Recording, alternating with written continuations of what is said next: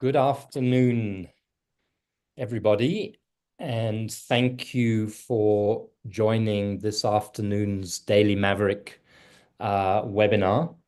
We are very grateful that you have elected to spend the next hour with us on an important discussion about what is going on in South Africa's neighboring country, Mozambique, and what can South Africa do to help restore democracy, human rights, and basic rule of law to assist the people of that country.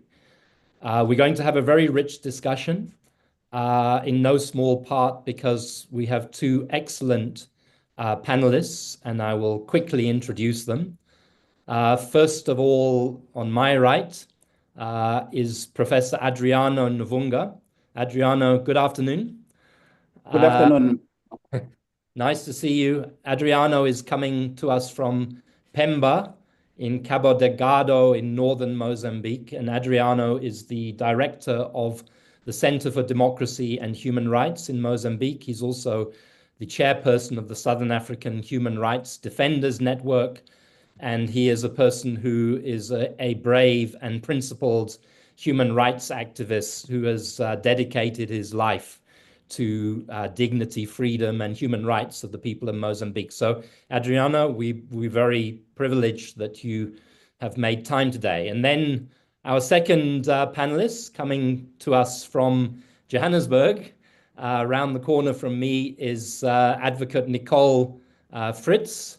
Nicole is recently anointed as the director of the Campaign for Free Expression in Johannesburg. And I'm sure we'll all be hearing much more about that in months and years ahead. But Nicole is also somebody who has worked as a lawyer around the Constitution, around human rights, around countering xenophobia and corruption in South Africa. And Nicole joins us in particular to bring into the discussion the angle of South Africa's roles and responsibilities. Before I turn to Adriano to begin with, sorry, I should just say my name's Mark Hayward. I'm an independent activist, social justice activist and writer. I'm going to ask Adriano to kick off the discussion, but before I do so, let me just say a few words to frame our discussion. We decided to title today's webinar, Chaos and Killing in Mozambique, South Africa's Role in the Solution, because I think we do all believe that South Africa has a role in the solution. South Africa is a fellow member of the Southern African Development Community with Mozambique, but we're also a country which has strong historic ties to Mozambique. Mozambican migrant labor over many, many years helped to build the South African economy. So we are tightly intertwined in that respect. But Mozambique was also a fellow traveler in the liberation struggles against colonialism, with historically close ties between Mozambique, Frelimo, and South Africa, the ANC, and other liberation movements.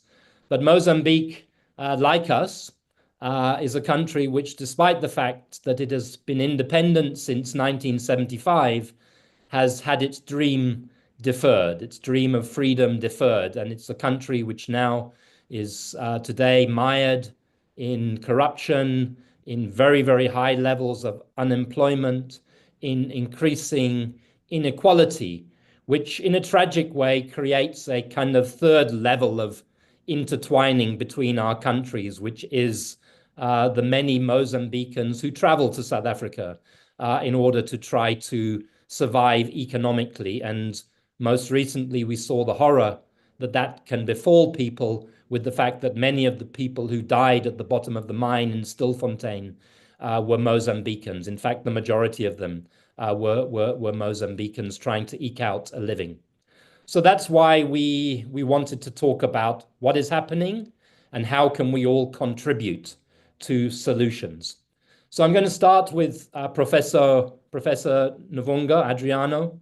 and ask Adriano just really to kind of give all of us, the participants, bring us up to speed. We know that the election took place on October the 9th, 2024. But Adriano, if maybe you could go back a little bit before the election, what happened in the election, what's happening, what happened in the aftermath of the election, and what's happening now. And as I said to you before we came live, you've got 7 to 10 minutes to do that, because most of today is about a conversation between you and Nicole, and the people who've joined us for this discussion. So over to you, Adriano. Thank you very much for the opportunity to join you this afternoon. I am joining you from Cabo Delgado. I mean, allow me 30 seconds on Cabo Delgado. Yeah.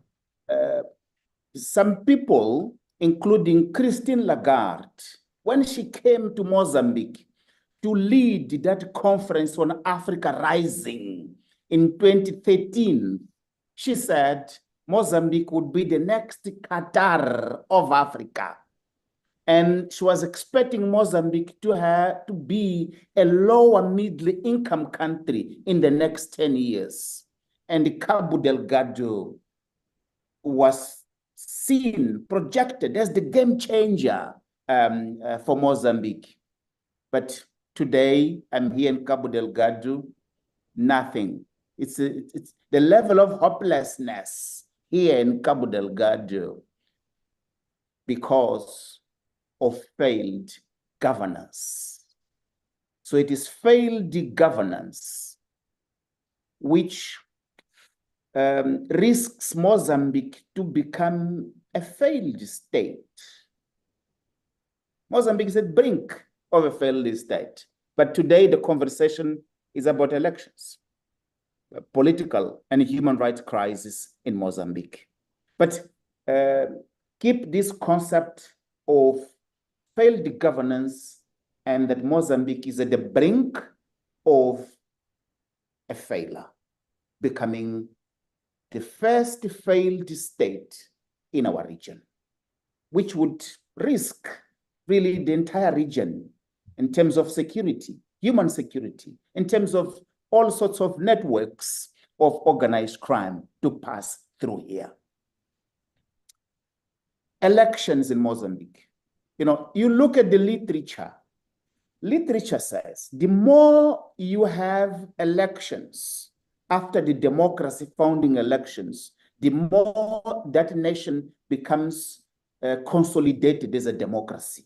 Mozambique is moving in the opposite direction.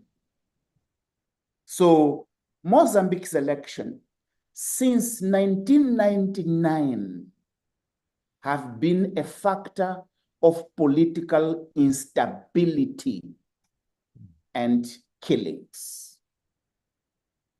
And it is simple. It is simple. Why is that simple? Since we embarked on the democratization process, we had the former liberation movement Frelimo and the then rebel movement Renamo. If you look at the results of the democracy founding elections, they clearly show that though Frelimo enjoyed the legitimacy of the liberation movement, but in terms of demographics, election demographics, Frelimo was only dominant in the northern part where I'm sitting today and the southern part. And these two regions are home only for 1/3 of Mozambique's population. The bulk of the population is in the central part of the country where the opposition was dominant. So Frelimo became a dominant party like the BDP, like the ANC, like the ZANU-PF, not through democratic instruments, but through the control of the state machinery. So it is the control of the state machinery, control of the army, control of the police, control of all authoritarian mechanisms, including manipulation of the election since 1999, that Frelimo has kept its dominance in Mozambique state and society. What Frelimo did not see coming is the changing demographics. That when we started on the democratic journey, Mozambique was 20 million people in 3 decades ago. And all those people, their political ethos, it was resonating to the liberation struggle and to the civil war that just ended. Now, in 2024, Mozambique is 32 million people. So you have a change in demographics. The overwhelming majority of the voters are the young people, the born-frees, that are not properly seen as legitimate by the former liberation movement. And these are the people that were about 70% of Mozambique's electorate last year's election. And they went to the polls in a context where, you remember, Mark, you remember, Nicole, we participated in the extradition of Mr. Chang to the United States. 10 years ago, these people have decided to orchestrate Africa's biggest corruption scandal, the tuna bond scandal. And this tuna bond scandal, it was eating part of the future revenues from the Cabo Delgado expected bonanza, which did not happen. And that $2 billion tuna bond scandal, it might be small for nations like South Africa, but for Mozambique, it was not less than 10% of Mozambique's GDP, resulting in the cut of aid, but more importantly, resulting in Mozambique to be in its biggest financial and fiscal crisis. So Mozambique was unable. It was downgraded. Businesses collapsed. The economy collapsed. So it was corruption that collapsed the Mozambique's economy and society. When Lagarde came to Mozambique and said Mozambique would be the next Qatar of Africa, with becoming a lower middle-income country, that did not happen. And that not happening, it means that you have an entire generation of young people that are in a level of hopelessness that you have no idea. So these people, when they saw Venancio Mondlane, the presidential candidate, projecting himself as a candidate, as charismatic, young, challenging the status quo, challenging the deep state, challenging Frelimo's dominance without benefit for the people because of grand and systemic corruption that is on a daily basis eating the state and its capacity to deliver. Those people turned in big numbers. They voted for the opposition, for the presidential candidate, Venancio Mondlane. This election, the 2024 presidential election, it was the worst, least organized of Mozambique's history. Disorganized, because the state is collapsing. But the people were there in big numbers.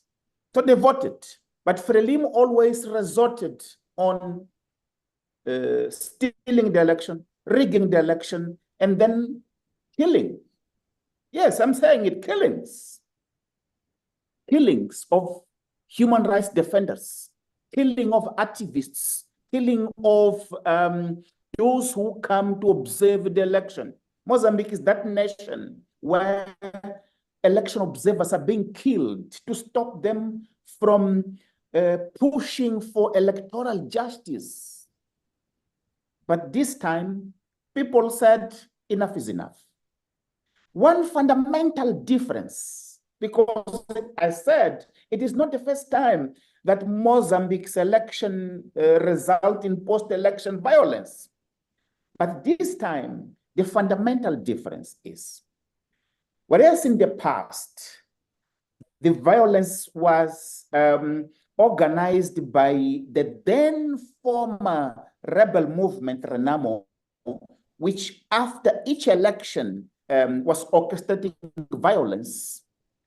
Number one, not in Maputo. Number two, it was around a military organization. This time, violence, it was in Maputo. Maputo was the heartland of violence. This is number one. Number two, it was people-centered. There were the people out there. Venancio was the organizer, of course, but the people, the Maputo, the capital city of Mozambique, was paralyzed in different waves of protests. This has shocked the nation, has shocked Frelimo. They never believed they could say something like this. So there is a widespread dissatisfaction with Frelimo. People are saying enough is enough. We have seen it all. There is nothing coming. And what Frelimo did was to respond heavy-handed, with a level of brutality that only African countries are able to produce. My goodness. As we're documenting the killings, we saw state-centric death squads carrying state AKMs, the Kalashnikovs, shooting to kill armless protesters, that they were out there because they want something from the state that's unable to provide. So the fact that the election was rigged and Frelimo was not ready to engage for several times. I wrote letters to President Ramaphosa. I went to South Africa, to Pretoria a couple of times, used the South African media to call for South Africa to intervene because Mozambique was going to witness one of Africa's or Southern Africa's biggest post-election bloodshed. But Frelimo said, no, this is domestic. There was a summit in Harare. We pushed for that. But the SADC leaders were allowed Mozambique to go to Harare to frame it as a domestic crisis. We said, no, this is no longer a domestic crisis. But Mozambique was allowed to get away with it, and use violence to silence those who were protesting until the president was inaugurated. And one thing is to use violence to quell protests, killing people. We received 600 notifications of killing. We have thus far confirmed 348 people killed. We are still in the process of documenting the victims. But what's happening post-inauguration is... Prof, hello? I'm going to use that. Hello? Can you hear me? Can you hear me? Professor, you still... Can you hear me? I can hear you, Prof. Adriano. I'm going to... Yes. Let's pause there. Okay. You've told us very starkly about the circumstances, the corruption, the lost opportunity, the immiseration and the violence that has been visited upon Mozambique since the elections in October. The figures you give are shocking. Doing my research, I came to 300 people. You're now talking 348 confirmed, possibly as much as 600 people killed in the months since then. That includes journalists who've been deliberately targeted. It includes the legal advisor to Venancio Modlane and others. It's shocking, and you're warning us, I think, about the danger of impunity and the way in which within Southern Africa leaders are covering up for each other. You're making me think of what happened in Eswatini, Swaziland, just 3 years ago, where over 100 people were killed in protests against the king, and that has just been brushed under the carpet as well without any type of justice. I'm going to come back to you, Prof. Adriano, about the situation as it pertains now. I've got a few more questions, but I wanted to move to Nicole Fritz and just ask Nicole, because you mentioned that you'd gone to Pretoria, you'd petitioned President Ramaphosa, the importance of South Africa. Nicole, will you talk a little bit now in your introductory comments, just perhaps in response to Adriano, but set the picture about why we have a role and a responsibility and what your thoughts are about what Adriano has described. Yes, sure. Good afternoon, everyone, and thanks for letting me participate in today's webinar. As Adriano's already indicated, even if we weren't a constitutional democracy, what is happening in Mozambique should be of real concern to us. The instability there holds out real risk to us. That instability likely to displace people, create flows, contribute to a already tense situation in South Africa. Mark, you mentioned the Stilfontein crisis. Those retrieved, the bodies retrieved in that terrible tragedy, we have to assume that the largest number, if they're in similar proportions to those who were able to themselves surface from the mine, we have to assume that the majority of them were Mozambicans. As you've already indicated, South Africa has a long history of relying on migrant Mozambican labor. The reality of that is that we are likely to see more of these types of tragedies unless we actually arrest and seek to contribute to arresting the socioeconomic conditions which are putting people to flight in order to try and secure a departure from immiseration and from excruciating poverty. But South Africa is a constitutional democracy. Its constitution commits it to taking its place among the family of nations. Solidarity is a key word. I mean, certainly this year, as we take up the G20 presidency, solidarity is one of our key themes. We are looking to play a large role on the international stage. I think we deserve credit for the role that we sought to play, extending solidarity to the people of Palestine as we brought the application to the International Court of Justice last year. It's hard to see why we would not be playing a similar role of solidarity to the people of Mozambique who are facing real threats to physical integrity, but to ways of lives and an ability to sustain themselves. I should say, what we saw in response to a kind of recognition of very flawed elections was South Africa endorsing both the SADC and the African Union observer missions, which said that the elections had been well run, sort of in clear contravention of what was obviously apparent and how those elections had in fact gone. We then saw the SADC chair, Zimbabwean President Emmerson Mnangagwa, and at least in this case, I suppose he knows what he's talking about. He said that the people of Mozambique should simply accept the election results, even though it was in the face of a clearly flawed election. When the protests and demonstrations emerged, I think SADC realized that that was not going to cut it, and they've appointed a panel of elders. But rather than reflecting and clearly recognizing that what we've had is a flawed election, they've called for dialogue. Our president, President Ramaphosa, initially sent several envoys to Mozambique in the face of the crisis. First, Minister of Justice and Constitutional Development, Ronald Lamola, and then former Safety and Security Minister, Sydney Mufamadi. But ultimately, our stance has been very much as it was in 2008, in the face of elections in Zimbabwe, which were marred by horrific violence, clearly were a vote against the incumbent, then Robert Mugabe.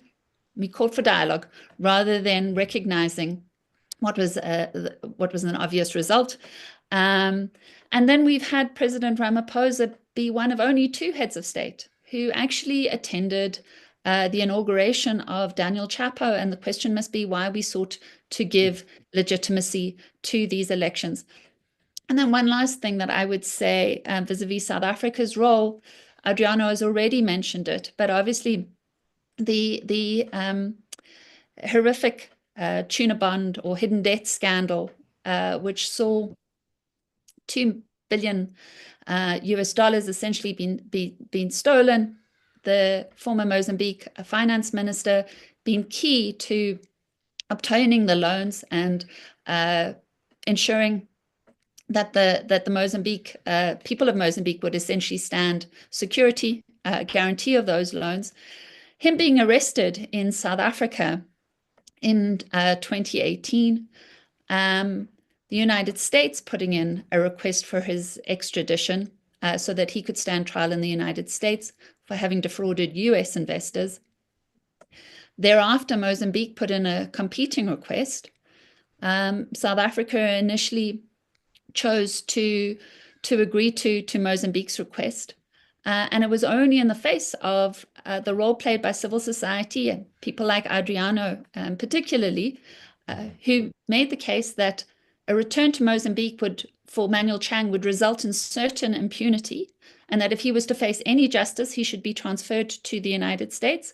Notwithstanding that clearly reasoned position of Mozambique civil society, South Africa, chose, and in the face of a court judgment that set aside the initial decision to return him to Mozambique, South Africa again repeated that decision to return him to Mozambique, resulting in a further court challenge. And it was only when the court essentially ruled that he had to be surrendered to the United States did that happen.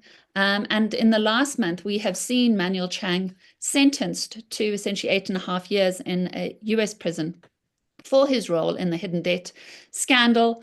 And I would say, I mean, what's interesting, right? I mean, in the last couple of weeks, is we've seen South Africa earn enmity from the United States in a way that is undeserved. I think this idea of kind of confiscation of lands, the Expropriation Act, has been dangerously overinflated and deliberately distorted. But South Africa actually getting undeservedly getting credit by the US for its role in surrendering Manuel Chang, when in fact it wasn't the South African authorities, it was Mozambican civil society, like Adriano's organization, that were much more key to securing that ultimate result. So all said, I think that South Africa's role here has been deeply problematic, and given the threats to our security that we face, given our constitutional commitments, it's hard to see why we have played and are playing the role we are. Thank you very much, Nicole. Very helpful. And just, I mean, to add to what you said, it always strikes me that South Africa complains about illegal migration and so-called undocumented migrants coming to South Africa in large numbers. And yet we are instrumental in keeping regimes that rig elections alive, such as Frelimo and such as ZANU-PF. And as you reminded us, it was only, was the Zimbabwe last round of rigged elections in Zimbabwe was 2023 or early 2024, where again there was an uproar.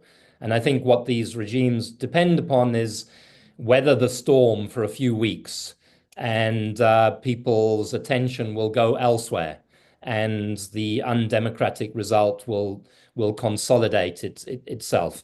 I want to come back to some of these issues you've raised, Nicole, but I see that questions are coming in thick and fast. So let's just clear some of the brush, and then we're going to come back to solutions and South Africa's role. Prof. Adriano, I'm glad you're back. Just a couple of questions with quick answers. They're big questions, but I need quick answers because we've got to keep the conversation going. One person asked, can you just say a little bit more about what is the tuna bond scandal, as briefly as possible? Another person raised important questions, I think, about other foreign interests in Mozambique, particularly business interests in Cabo Delgado. I think there's French business interests and their complicity in political processes. I know, for example, there are 5,000 Rwandan so-called peacekeepers in the province where you are sitting at the moment. And then the last thing, there was a question, if I can just find it. Valeria says, do you have any concrete information regarding rumors reporting that Venancio Mondlane is being funded by the international ultra-right linked to Steve Bannon and Brazilian ex-president Bolsonaro? So can you pick up on those three things? I'm sorry to keep emphasizing this, but quite briefly so that we can just get as much in as we can in this conversation. Thanks, Adriano. Thank you so much. And I apologize for what happened. It was a power cut with interface with my internet. Now, tuna bond scandal. Often countries that are endowed with huge natural resources like gas, which is the case of Mozambique, the leaders that they say they discovered those resources and whose term in office it coming to an end before money starts to come in so that they can take their part. What they go abroad and they borrow money illegally outside the democratic mechanisms and arguing that they will use that money to protect the very same resources. But what happened is that money, in the case of Mozambique, it was 2 billion. It ended in the pockets of the leaders, including Manuel Chang, including the son of the president. But the reality is there is a huge chunk of money that is unaccounted for. And we believe that money is in the hands of the former presidents. And also it was given to Frelimo as a political party that is governing Mozambique. So Mozambique gets nothing. It gets huge debt. There are no assets.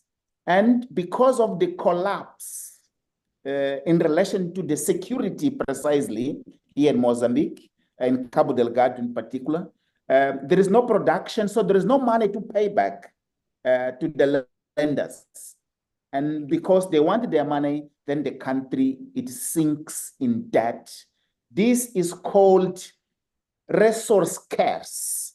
But in the case of Mozambique, is resource scarce, meaning it's a curse even before production started.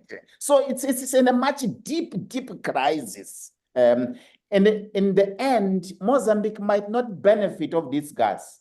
Banks and oil companies, they will be the one benefiting because they have to pay back their debts that they've incurred, the costs now of militarization. You have Rwandese here now. These Rwandese, they are here illegally, but they are very important. Why? They are important, though they are illegal, but they're important because Mozambique's army, it's a joke. No investment, but because of governance failure, it makes it impossible to build a proper and passionate army to protect our sovereignty and our resources. So we rely in a tiny nation called Rwanda to come and protect us here. That's what is happening. And this is part of this pressure scarce. And this, it has destroyed the socioeconomic basis that makes it impossible for the state to produce the basic to fund its development, to fund jobs. So Mozambique is in its biggest political, institutional, socio-economic crisis and security crisis, that is affecting not only the country, but also the region. And there is this question about Venancio, that one we don't know. What we see is people crowdfunding to support him. There were these rumors, but they seem to be a campaign to try to delegitimize his agenda. What we see is people, they're contributing 10 meticais for his activities, and he seemed to be doing very well in terms of popular mobilization and participation of those people. So I would leave it now for now. Thank you, Mark. Thank you. That's very helpful, Adriano. I'm going to stay with you but ask Nicole to comment on this as well. First of all, just let me say thank you to the many questions that we are receiving. We're not going to be able to deal with them all, but certainly Nicole and Adriano will be looking at them and thinking about them, but we'll try and deal with a few of them. The most recent comment, Barbara Momen, says the discussion's not dealing with the essence. We know that poverty on the one hand and corruption on the other is what has created the crisis. Barbara, I think you're right. Adriano's been talking a lot about corruption, the tuna bond scandal, the proximity of the misuse of the state to enrich the party and individuals. And the consequence has been the immiseration of people in Mozambique. But Adriano and then Nicole, what is the connection between corruption and misgovernance and democracy and allowing decent elections as a solution to that? Do you know what I'm trying to ask? Absolutely. I was discussing this question yesterday evening of a dinner. What I was telling people is something simple like this. Africa's and Mozambique's grand corruption is non-productive. Those leaders who steal public funds, they extort investors. They run away investors because investors, they go only to those places where there is stability, where there is a sense of good governance, where the rules of the game are clear. In Mozambique, they are not clear. There is extortion because these people, they are extorting business people. They are stealing money just for consumption. And the more you consume, the more you want it. So there is no prospect for them to say they are proud business people resulting of their investment. That is not there. That's why they want to perpetuate themselves in power so that they can keep this chain of corruption for consumption. We are busy calling for Frelimo to dialogue with society, to dialogue with the opposition leader, to dialogue with all these people. They are unable to do so because the very same people that for 3 decades, they're in the control of the tiny political economy of Mozambique. They are the same that are still there. Mozambique is a rentier state. Rentier states in a context of extractivism. Yeah. It is clear in the literature that they cannot move democratically. They cannot open because there is so little or there is nothing to be shared because country and society is not productive. So this is what, to some extent, it makes it easy. For instance, amid the crisis, Frelimo was disseminating this picture of Daniel Chapo and the CEO of Total. Oh no, Total is coming. So a simple picture with Chapo and the Total CEO is more important to legitimate Chapo in Mozambique than the will of the people.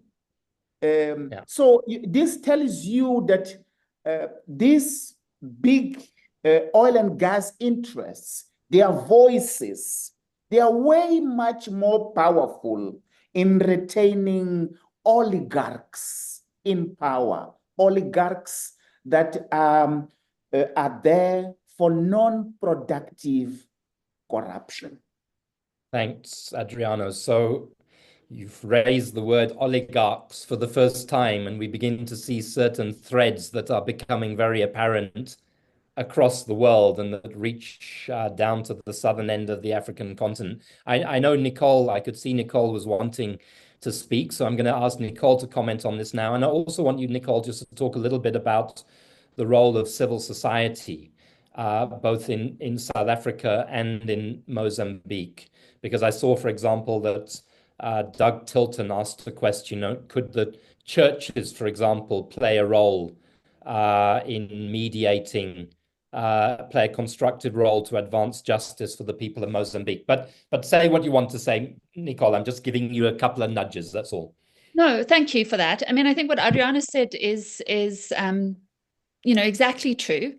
I mean, we desperately need in this part of the world sort of economic development and growth. We need investment and partnerships, but for that to happen, there need to be clear rules, and investors need to be able to trust that they will, see returns and dividends, that their investments are safe. It's not as if you're not going to have players who seek to capitalize and opportunistically use a system that is essentially captured. But you're going to have players like those who were key to the tuna bond, the hidden debt scandal, right? Who specifically concocted a scheme which was for extortion, which was for clear theft, right? Defrauding these investments in terms of sort of putting up the loans. But I mean, Adriano's spoken about the economic commiseration. What that resulted was that there was a downgrade in Mozambique's sovereign ratings. It defaulted on its payments of debts. And the most sort of acute and direct victims of this were Mozambicans who were further immiserated. And they started off, addressing huge levels of poverty, but that was only made worse. And I think what we are now facing, sadly, is a potential intensification of that type of context. Because I spoke about the Chang case, the fact that he's been sentenced, he's serving jail time in the United States. I've also said that it was suboptimal because ultimately he should have faced justice and should have been punished for the victimization, the immiseration of the people of Mozambique. But essentially, he is he stood trial in the United States and is serving his punishment there. When the sentence was delivered, the U.S. Attorney's Office put out a press release which said, here's a clear demonstration that we will not tolerate, sort of abuse of our investors' funds by foreign officials, and no matter their role, their positions, that will not be a bar to them serving justice. Of course, what has now happened and has not got very much attention is the fact that the law under which Manuel Chang was prosecuted in the United States, the Foreign Corrupt Practices Act, I mean, among the many sort of absurd, atrocious acts that Trump is engaging in at the current time, is that he has essentially squashed that law and said that it is just too an enormous a cost for US business people. And so that law will be retrieved and set aside and will no longer be in any effect. So had this been the case several years ago, there would essentially have been no other jurisdiction in which Manuel Chang would have actually faced trial and served any sentence at all. And I think what you're seeing is, I mean, despite the fact that it didn't offer direct justice to the victims of in Mozambique, I think it is important in sending a signal to government officials, whether in Mozambique or this region or around the world, that there are real consequences if they engage in these kind of schemes to defraud investors, to immiserate their populations. They face jail time somewhere.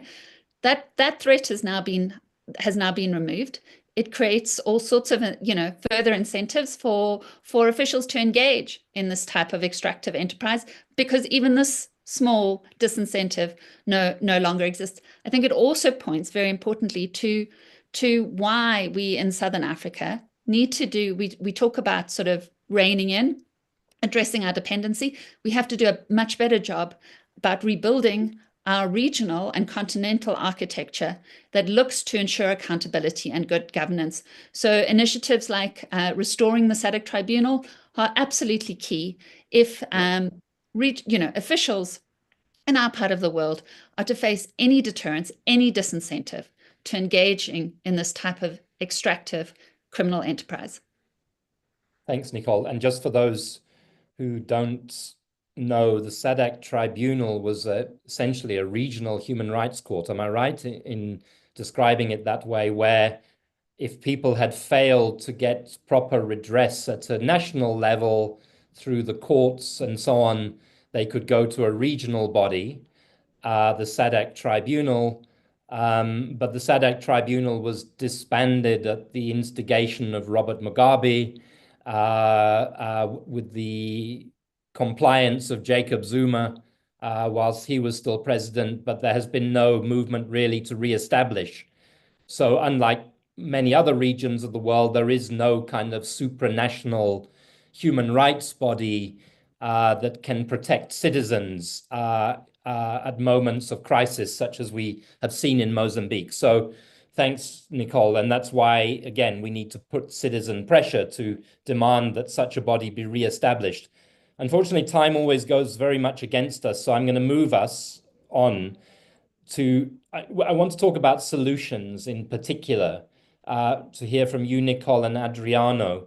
But while I ask you to think about solutions, things that could happen that could make a difference, for example, somebody's asked, Mishak asked, could the AU do anything in the conflict in Mozambique? While we think about concrete measures that could be taken internally and externally, Adriano, will you just very briefly bring us up to what's today, the 20th of February? What's things looking like in Mozambique today? 4 months after the election, what's the mood? What's the safety? How safe are you as a very vocal human rights activist? Where are things going? I want to take a couple of minutes there, and then I want to take the last 10 minutes talking about solutions and way forward. And somebody also asked, sorry, about the fundamentalist incursions into Cabo Delgado. Are they getting worse? Is it stabilized? Are the liquid natural gas projects up and running again? I'm sorry to bombard you with so much, but back to you, Adriano. Yeah. Thank you. President Chapo was inaugurated on the 15th of January. He has been a month and 3 days in office. President Ramaphosa was there. And I think it was important that President Ramaphosa attended the inauguration because he saw it himself, how dire the situation it is. Mozambique, it looked like the Haiti of Africa. Everything is burning everywhere. Now, the massive protests are not there, but every day streets are blocked. People are blocking streets. So you are seeing a parallel governance way, people-centered, that has nothing to do with the state machinery. In Gaza province, yesterday, an entire district was burning. So people are in the streets because though there is a government in office, the level of hopelessness of the government itself. They cannot pay salaries. They have no money. It's bankrupt. And there is no prospects for money coming from anywhere. Mozambique is a rentier state. The elites are milking the state, where there could be the possibilities for revenue being milked by the Frelimo nomenclature. So there is no money for the state. We have been calling for Mozambique to learn from South Africa, dialogue, find a way of working together with others to stop the instability, to stop the protests, and to set the country in the mood again to be able to be governable and to produce. That is not happening. Frelimo still continues with the intolerance. President Chapo is meeting with the opposition parties, but ignoring Venancio Mondlane, whom the people, they call as their president. So we have a country with two presidents. That's what is happening in the country. At the moment, the country is not governable. Human rights defenders are being targeted.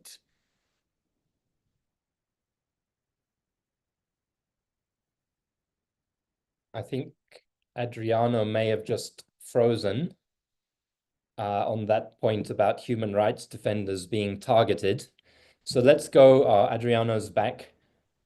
Adriano, you froze Yes, I'm for back. a second. You want to take a couple more minutes before I go Yes, back? yes. So that has improved a little bit. But in terms of governability of the country, no much, President. There was a video of my prime minister. People, they stopped the street for her not to move. They blocked the street. Then she made the U-turn. Then they opened for the population to go. So can you imagine the people have the capacity to block the street for the prime minister of the country? She's number 2 in the line of command. So they cannot move. And it is so small, their margin, but unfortunately not engaging in dialogue. Cabo Delgado here, I'm sitting today. This would be a paradise, my friends. What we have here in terms of resources, not only gas, Mozambique has rubies, we have minerals, you name it, we have everything. Elon Musk's vehicle, they get material from Balama here. Yes, Elon Musk's Tesla, they get from here.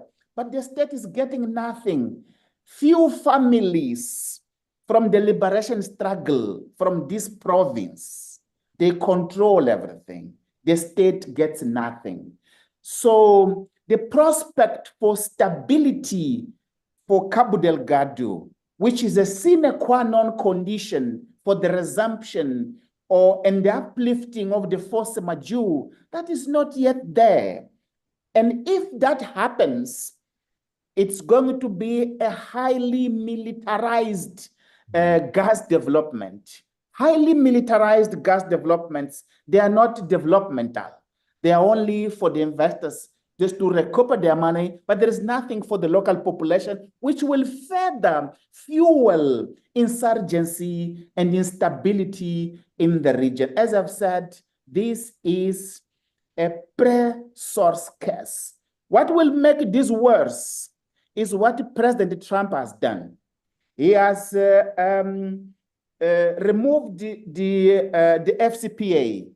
You know that measure that has removed? Foreign Corrupt Practices Act, yeah. That's a wrong policy.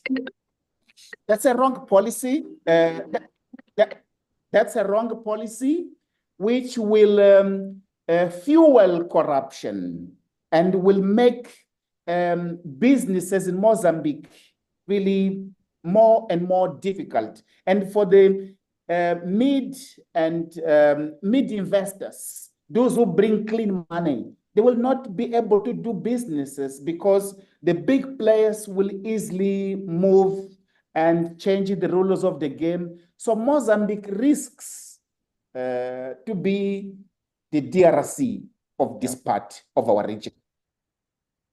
Yeah, chilling, frightening.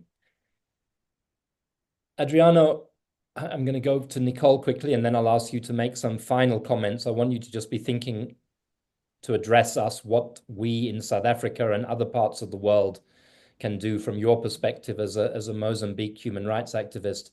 I should also say, in case anybody has any doubt, that Adriano doesn't have any party political affiliation. He's like we all are in civil society. We are human rights activists who just fight for dignity and justice and equality and so on. It's important to stress that. But one of the things I've taken from what you've just said now, Adriano, is the importance of a genuine national dialogue and of us outside pushing for a genuine national dialogue, because if we don't push, it won't happen. Again, I keep on referring to Swaziland. Cyril Ramaphosa was promised by the king of Swaziland that there would be a national dialogue after the killings several years ago, and there's still no national dialogue. In fact, MPs are in prison in Swaziland. So I think you're saying a genuine national dialogue is one of the agenda items as a way forward to find solutions. Nicole, can you just make a few kind of final comments, particularly forward-looking, and the roles that we can play who've been sitting with you and Adriano today? Sure. I mean, I think obviously a genuine national dialogue, but a genuine national dialogue that is predicated on the true facts, right? Not that the elections were well run, that those elections were marred by severe irregularity.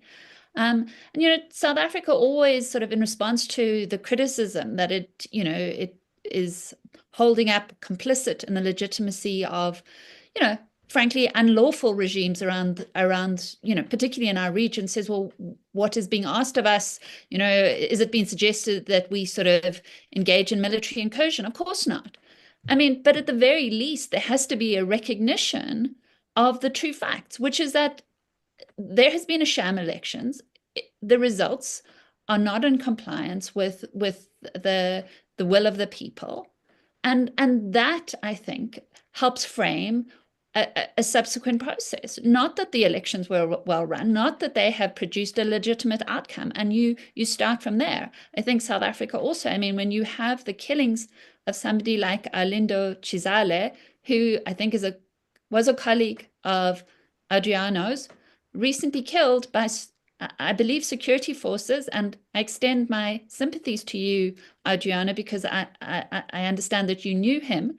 I think South Africa has to be very clear in its denunciation, in its expression of concern, indicating that it is closely watching the situation, that its interests are gravely impacted by that. I do think that there is a role for civil society, and a coordinated regional civil society.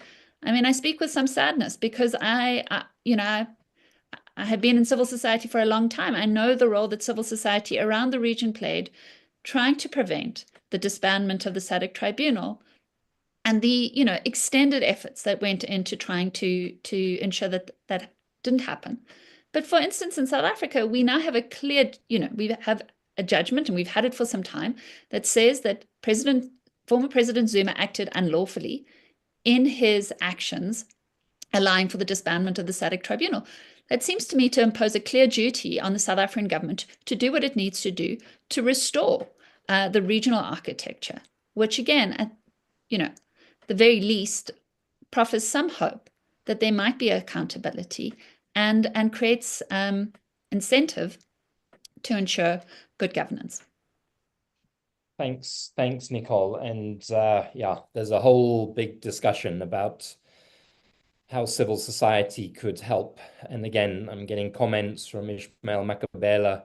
Are there any moral and social allies that support people's power and initiatives? And Beverly, how can the people in all of Africa fight back? Why does civil society and all human rights not get on TV globally? Well, that's a very good question, Beverly. We'd love to get on TV globally and have reach to all of the people in power, but that's a project we all have to work on, because it's clear that the elites and the politicians are repeatedly betraying the promises of democracy, and we're at a tipping point in many respects. Adriano, I'm going to give the final word, as I said, to you. It's 1 minute to 1, but I'm sure people will stay for an extra 2 or 3 minutes if you just need to be heard out in terms of what you think we need to be doing? Thank you very much, Mark.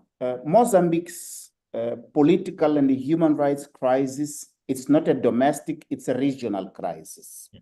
And it needs to be addressed from a regional perspective. Number one, if Mozambique is led as it is, it will collapse as a nation, risking the much needed security of the region.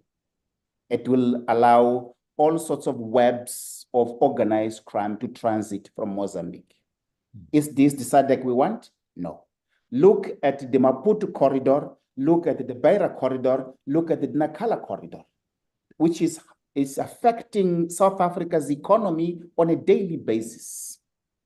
But South Africa is engaged with Mozambique crisis from an economic perspective, which is not the right perspective.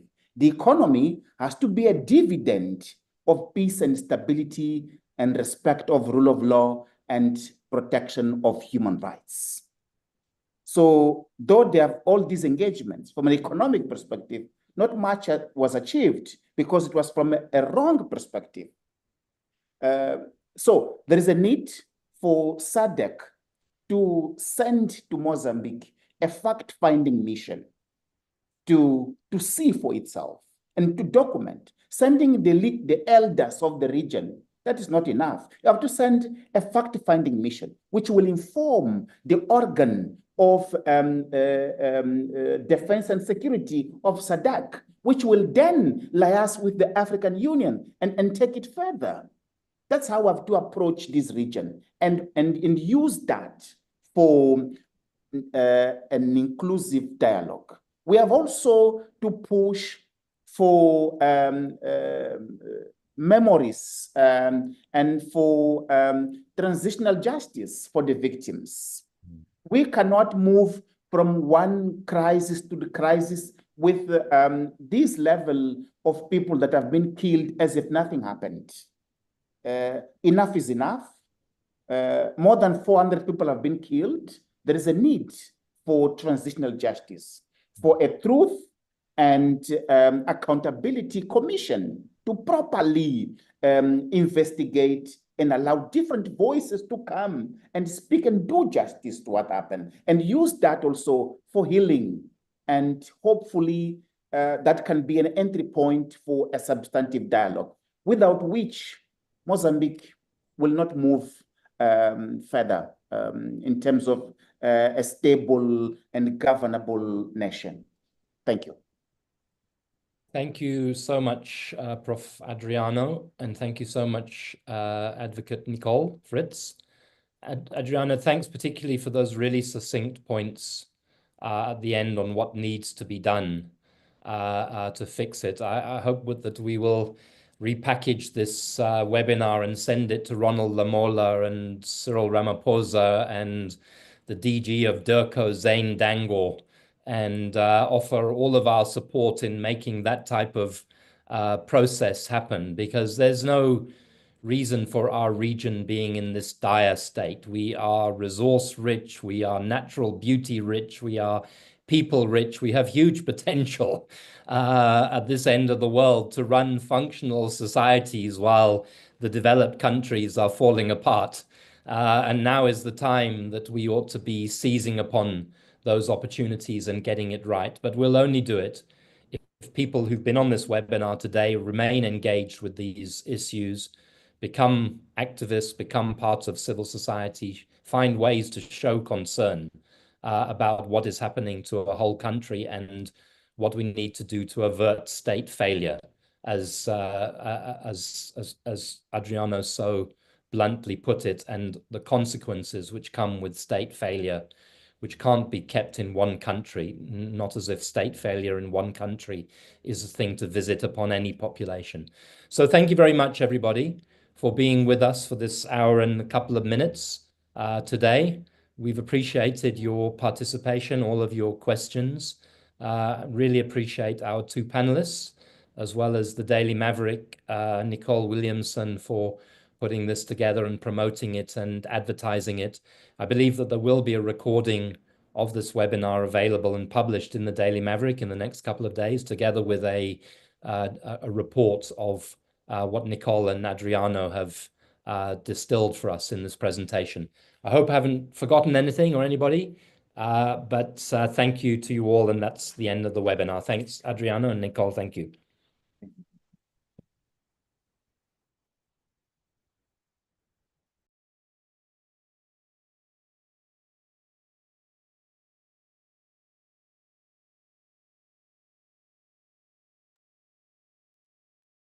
Nicole Williamson.